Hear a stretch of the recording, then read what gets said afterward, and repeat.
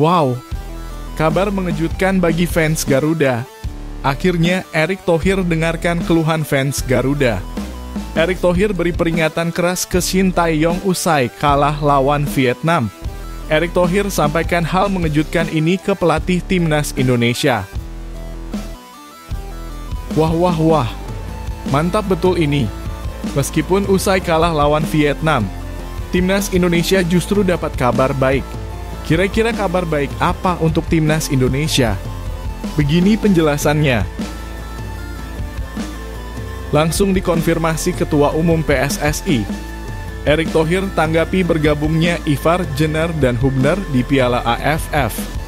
Apakah mereka bisa gabung di Piala AFF 2024 ini? Begini tanggapan Erick Thohir. Nah, ini baru mantap, Coach. Shin Tae-yong berikan ucapan berkelas untuk para pemainnya di depan media. Pernyataan ini pasti bikin fans Garuda sampai tak percaya mendengarnya. Kira-kira apa ya yang disampaikan Shin Tae-yong? Yuk saksikan beritanya hingga selesai.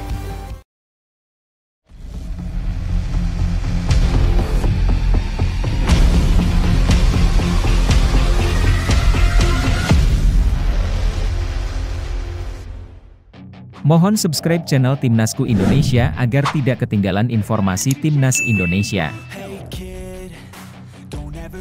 Pesan khusus Erick Thohir ke Shin Tae-yong. Kekalahan timnas Indonesia dari Vietnam di ajang Piala AFF 2024 baru-baru ini menjadi sorotan, tak hanya di kalangan penggemar sepak bola, tetapi juga di internal PSSI. Ketua Umum PSSI Erick Thohir memberikan komentar yang mengejutkan terkait keluhan pelatih timnas Shin Tae-yong. Dalam sebuah wawancara setelah acara PSSI Partner Summit 2024 di Jakarta, Erick secara tegas menanggapi kritik Shin Tae-yong soal jadwal padat di turnamen tersebut. Jangan banyak bicara, jangan banyak ngeluh. Kita fokus saja pada program yang sudah disepakati, ujar Erick. Shin sebelumnya melontarkan keluhan tentang format jadwal babak penyisihan grup yang menggunakan sistem home away dengan jeda hanya 3 hari. Pelatih asal Korea Selatan itu menyebut format ini tidak ideal dan menyarankan agar kembali ke sistem home tournament seperti yang digunakan pada edisi 2016 ke belakang. Namun Erick justru melihat persoalan ini dari sudut pandang yang berbeda. Ia mengingatkan bahwa jadwal padat adalah bagian tak terpisahkan dari sepak bola modern. Menurut Erick, di kompetisi Eropa pun jadwal antar laga sering kali berdekatan dan tim harus mampu menghadapinya dengan strategi yang matang. Kita lihat di Eropa, mereka main liga domestik lalu lanjut ke Liga Champions di tengah musim. Itu semua melelahkan, tapi begitulah sepak bola.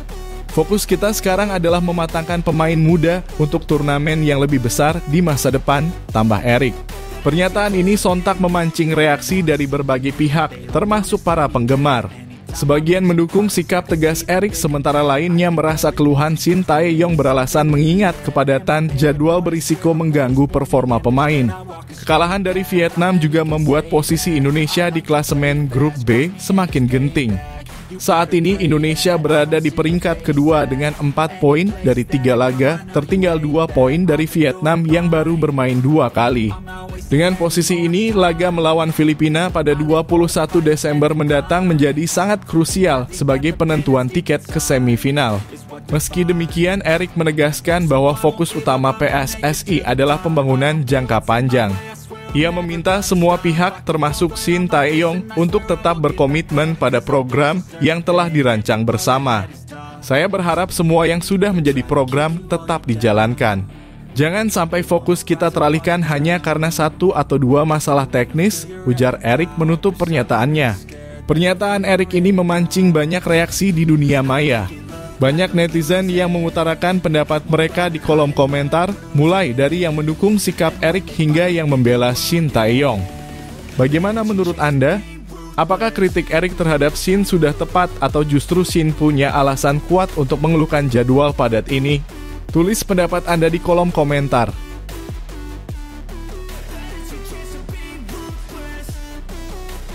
Usai kalah lawan Vietnam, timnas Indonesia justru dapat kabar baik.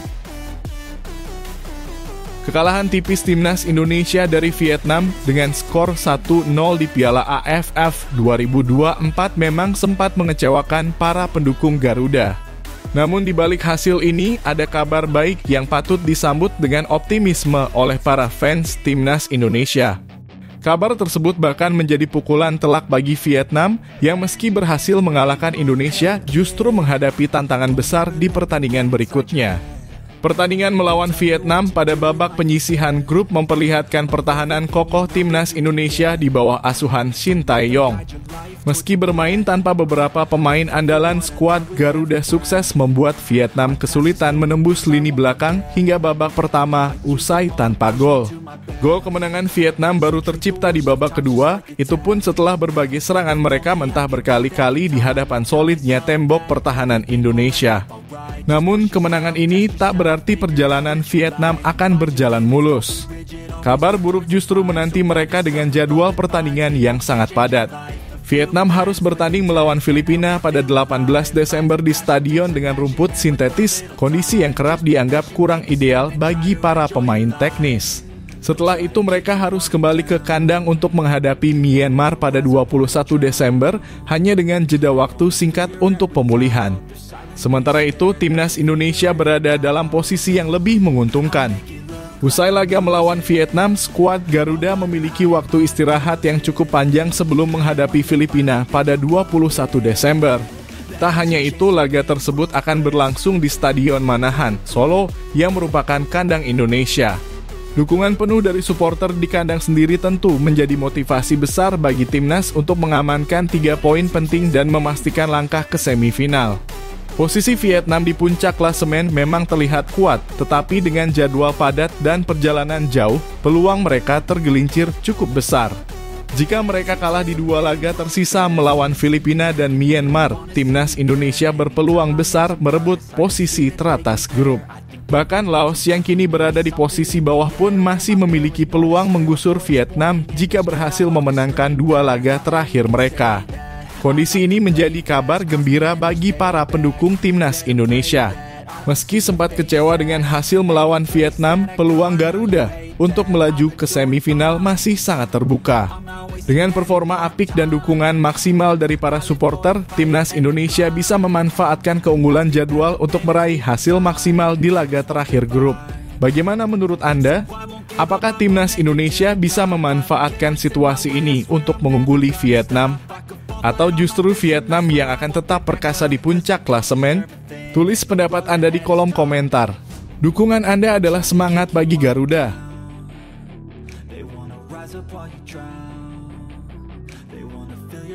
Erick Thohir tanggapi bergabungnya Ivar Jenner dan Hubner ke Piala AFF. Ketua Umum PSSI Erick Thohir akhirnya buka suara mengenai absennya Ivar Jenner dan Justin Hubner dalam skuad timnas Indonesia di Piala AFF 2024. Keduanya sempat masuk dalam daftar panggil menjelang turnamen, namun hingga fase grup hampir selesai, keduanya tak kunjung bergabung dengan pemusatan latihan. Erick dengan tegas menyampaikan bahwa PSSI tidak memaksakan pemain untuk bergabung dengan timnas Indonesia, terutama bagi mereka yang berkarier di luar negeri. Dari awal saya sudah bilang, kita tidak memaksa semua pemain untuk ikut. Prioritas kita adalah meningkatkan kualitas pemain di Liga Domestik, ujar Erick saat ditemui usai acara PSSI Partner Summit 2024 di Jakarta. Ia menekankan bahwa pemain yang bermain di klub-klub luar negeri juga memiliki kewajiban profesional terhadap klub mereka. Pemain juga ada batasnya. Mereka punya karier yang harus dijaga. Kalau mereka sedang fokus di klub, kita harus respect. Nggak mungkin kita paksa mereka pulang hanya untuk main, tambahnya. Saat ini, timnas Indonesia memang telah diperkuat oleh beberapa pemain luar negeri seperti Rafael Struijk, Brisbane Roar, Australia, Marcelino Ferdinand Oxford United, Inggris, Asnawi Mangkualam Port FC, Thailand, Ronaldo Kuateh Muangthong United, Thailand, dan Pratama Arhan Suwon FC, Korea Selatan. Mereka semua mendapat kepercayaan dari Shin Tae-yong dalam laga-laga melawan Myanmar, Laos, dan Vietnam. Di sisi lain, absennya Ivar Jenner dan Justin Hubner membuka ruang bagi pemain muda lokal untuk menunjukkan kemampuan mereka. Shin Tae-yong mengoptimalkan Arkan Fikri, Raihan Hanan, Muhammad Ferrari, Kadak Arel, dan Donitri Pamungkas untuk mengisi lini tengah serta lini belakang. Hasilnya, performa mereka cukup solid meski menghadapi lawan kuat seperti Vietnam. Bagi Erik, Piala AFF 2024 bukan hanya soal mengejar gelar juara, tetapi juga sebagai ajang pembelajaran untuk mematangkan potensi pemain muda Indonesia. Ini bagian dari proses panjang. Kita ingin menyiapkan pemain untuk level yang lebih tinggi, bukan hanya untuk turnamen regional. Jadi, mari dukung mereka yang ada sekarang, katanya. Pernyataan Erik ini seolah menjadi pengingat bagi para fans Garuda untuk tetap mendukung tim tanpa terlalu berharap pada kehadiran pemain tertentu. Ia juga mengimbau agar supporter fokus memberikan semangat kepada para pemain yang sudah berjuang keras di lapangan. Bagaimana menurut Anda?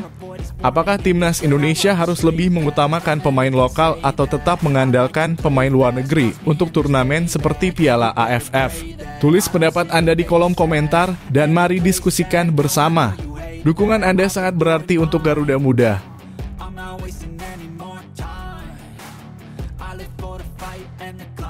Shin Tae-yong dapat dukungan dari jurnalis Asia usai timnas Indonesia kalah lawan Vietnam. Pelatih timnas Indonesia Shin Tae-yong kembali menjadi sorotan, tetapi kali ini ia justru mendapat dukungan dan apresiasi dari seorang jurnalis Asia ternama. Meskipun timnas Indonesia baru saja mengalami kekalahan tipis 0-1 dari Vietnam di fase grup Piala AFF 2024. Langkah-langkah berani Shin Tae-yong di turnamen ini ternyata mendapat pengakuan positif dari Gabriel Tan, jurnalis senior asal Singapura yang sering meliput sepak bola Asia. Dalam laga yang berlangsung di Stadion Viet Tri pada Minggu 15 Desember 2024, Vietnam memang mendominasi permainan. Gol tunggal Nguyen Quang Hai memastikan kemenangan untuk tim tuan rumah sekaligus mengamankan posisi mereka di puncak klasemen grup B. Namun Shin Tae-yong tetap memukau dengan strateginya meskipun harus menghadapi skuad Vietnam yang lebih matang dan berpengalaman. Gabriel Tan dalam wawancaranya dengan ESPN menilai bahwa meskipun Vietnam pantas menang, Shin Tae-yong telah menunjukkan keberanian luar biasa dalam rotasi pemain. Ia bahkan keheranan dengan keputusan Shin yang mencadangkan pemain andalan seperti Pratama Arhan dan Asnawi Mangkualam, serta memberi kesempatan kepada para pemain muda untuk tampil. Shin Tae-yong menunjukkan keberanian besar dengan memainkan pemain muda di laga penting seperti ini. Keputusan mencadangkan Arhan dan Asnawi tentu mengejutkan, tetapi ini adalah langkah berani untuk masa depan timnas Indonesia, ujar Gabriel Tan. Menurutnya, meski hasil akhir kurang memuaskan, pertahanan Indonesia layak diapresiasi. Pertahanan Indonesia sangat solid hampir sepanjang pertandingan. Mereka bermain disiplin dan berhasil menahan gempuran Vietnam untuk waktu yang cukup lama. Bahkan ada momen ketika Indonesia hampir mencuri gol lewat serangan balik cepat, tambahnya. Gabriel juga menyoroti tujuan jangka panjang Shin Tae-yong di Piala AFF 2024. Ia meyakini bahwa Shin menggunakan turnamen ini sebagai ajang untuk memberikan pengalaman kepada generasi muda timnas Indonesia. Mungkin Indonesia tidak akan memenangkan gelar juara tahun ini, tetapi apa yang dilakukan Shin adalah investasi besar untuk masa depan. Pemain-pemain muda yang ia beri kesempatan akan menjadi aset besar dalam kompetisi mendatang, jelas Gabriel. Dukungan dari Gabriel Tan tentu menjadi angin segar bagi Shin Tae-yong yang kerap menghadapi kritik karena keputusannya. Bagi para fans Garuda, langkah ini bisa menjadi motivasi untuk tetap mendukung timnas Indonesia, bukan hanya untuk turnamen ini, tetapi juga demi kejayaan di masa depan. Bagaimana menurut Anda, apakah keputusan Shin Tae-yong mencadangkan pemain senior demi memberi pengalaman kepada pemain muda adalah langkah yang tepat? Atau seharusnya Shin tetap mengandalkan kekuatan penuh untuk hasil instan? Yuk, tuliskan pendapat Anda di kolom komentar dan mari kita diskusikan bersama.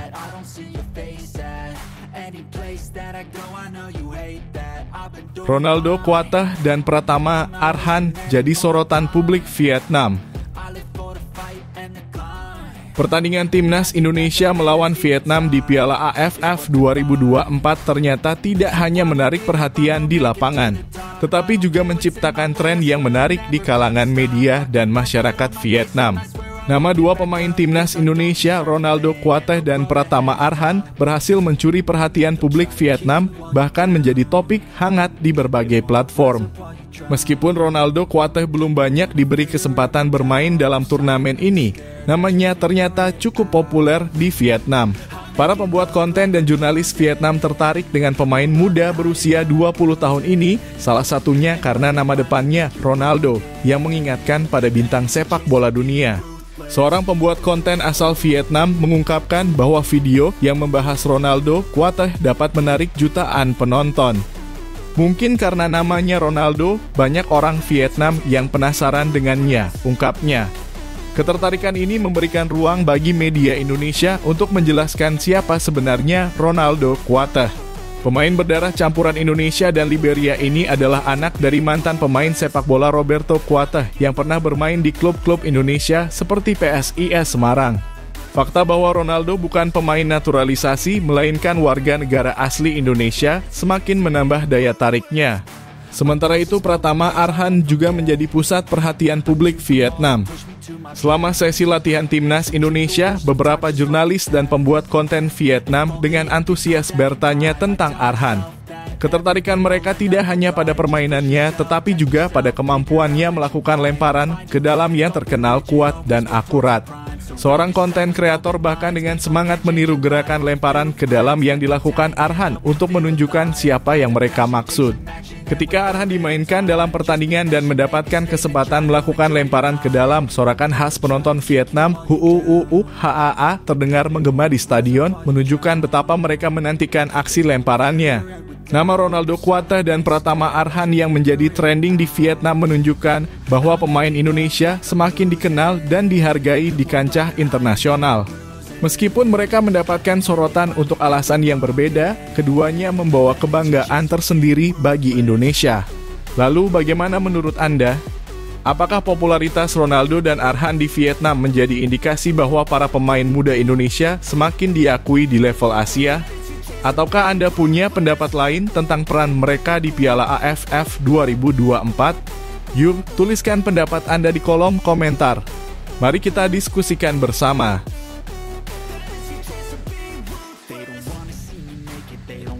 Kiper Serie A ngebet gabung Timnas Indonesia. Timnas Indonesia mungkin saja akan mendapatkan tambahan kekuatan di bawah mistar gawang. Nama Emil Audero, kiper yang saat ini bermain untuk klub Serie A Como, dikabarkan ingin membela Timnas Indonesia. Emil Audero yang lahir di Mataram, Nusa Tenggara Barat, telah menunjukkan sinyal kuat terkait keinginannya memperkuat Timnas Garuda. Dalam sebuah video yang diunggah akun Instagram @suksesbola pada Senin 16 Desember 2024, terlihat Emil bertemu dengan seorang penggemar. Penggemar tersebut tidak hanya meminta tanda tangan di jersey yang ia bawa, tetapi juga menanyakan peluang Emil untuk bergabung dengan Timnas Indonesia. Dalam momen tersebut, Emil terlihat memberikan respons positif, seakan memberi harapan besar kepada para penggemar di tanah air. Namun hingga kini belum ada pernyataan resmi dari PSSI maupun Ketua Umum Erick Thohir terkait peluang Emil Audero untuk dinaturalisasi dan bergabung dengan skuad Merah Putih. Bicara soal kualitas, Emil Audero jelas bukan nama sembarangan. Sebagai kiper yang pernah memperkuat klub besar seperti Inter Milan, Emil memiliki pengalaman dan kemampuan yang mumpuni. Di musim 2024-2025, Emil telah menjadi andalan Como di Serie A, bermain dalam 8 pertandingan dengan total waktu 720 menit. Meski belum mencatatkan clean sheet musim ini, kemampuannya mengawal gawang di salah satu liga terbaik dunia tentu menjadi aset berharga jika ia benar-benar bergabung dengan Timnas Indonesia. Namun kehadiran Emil Audero tentu akan memunculkan persaingan di posisi penjaga gawang Timnas Indonesia. Saat ini posisi tersebut masih dipegang oleh Maarten Paes, kiper asal FC Dallas yang telah membuktikan kemampuannya di kualifikasi Piala Dunia 2026. Dalam 6 laga terakhirnya bersama Timnas, Paes berhasil mencatatkan 2 clean sheet dan hanya kebobolan 9 gol. Jika Emil benar-benar bergabung, akan menarik untuk melihat bagaimana pelatih timnas Indonesia mengelola persaingan ini. Apakah Emil langsung menjadi pilihan utama atau Maarten Paes tetap diberi kepercayaan? Kehadiran Emil Audero bisa menjadi tambahan kekuatan besar bagi timnas Indonesia. Namun hal ini juga berpotensi menimbulkan dilema, terutama dalam menjaga keharmonisan tim. Bagaimana menurutmu? Apakah Emil layak menjadi kiper utama timnas Indonesia atau kita sebaiknya mempertahankan kiper yang sudah ada? Tulis pendapatmu di kolom komentar dan mari diskusikan bersama.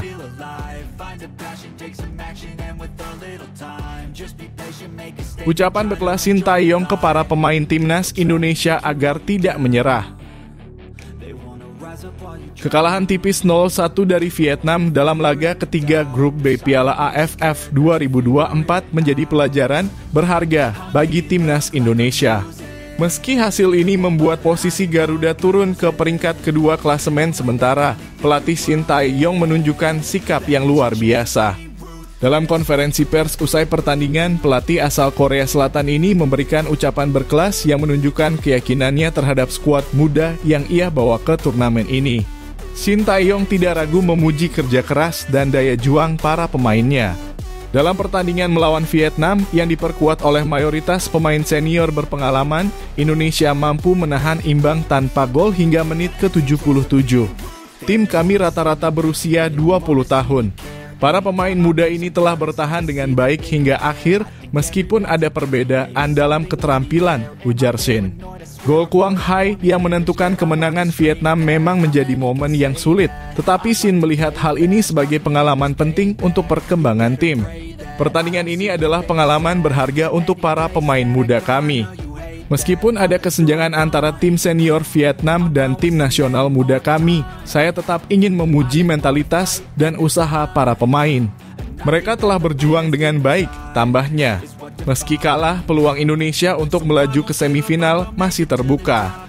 Indonesia hanya perlu meraih kemenangan di laga terakhir melawan Filipina di Stadion Manahan, Solo untuk memastikan tempat di babak 4 besar. Sintayong tetap optimis, terutama karena ia melihat progres positif dari para pemain muda yang mulai memahami ritme permainan di level internasional. Regulasi Liga 1 yang mewajibkan pemain U23 di starting line up sangat membantu saya menemukan talenta muda terbaik di Indonesia. Meski begitu mereka masih butuh waktu untuk berkembang lebih jauh, ungkap Shin. Sintayong juga mengingatkan bahwa hasil ini adalah bagian dari proses panjang pembentukan tim. Kami tidak punya banyak waktu untuk mempersiapkan turnamen ini. Tetapi saya yakin para pemain muda ini punya masa depan yang cerah. Mereka hanya butuh lebih banyak waktu dan pengalaman, tutupnya. Ucapan Sintayong yang penuh optimisme ini tentu menjadi motivasi bagi pemain muda timnas Indonesia. Bagaimana menurutmu? Apakah langkah Shin membawa mayoritas pemain muda adalah keputusan yang tepat? Atau seharusnya ada lebih banyak pemain senior untuk mendukung performa tim? Tulis pendapatmu di kolom komentar dan mari berdiskusi bersama.